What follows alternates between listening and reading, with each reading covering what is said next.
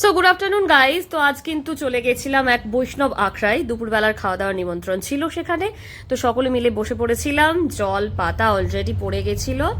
তো সবকিছু দেখিয়ে নিচ্ছিলাম, সবাইকে আরেকবার দেখিয়ে নিলাম ভালোভাবে। আমি, বাবা, ভাই গেছিলাম। তো আমার পাতায় দেখো পোলাও পড়ে গেছিল। পোলাওটা বেশ সুন্দর ছিল খেতে। এর পরে পরেই কিন্তু দিয়ে দিচ্ছিল একটা করে বেগনি। তো দেখো, এই যে তোমাদের পোলাওটা আরেকবার দেখিয়ে নিলাম, এর পরেই দেখো বেগনি ছিল।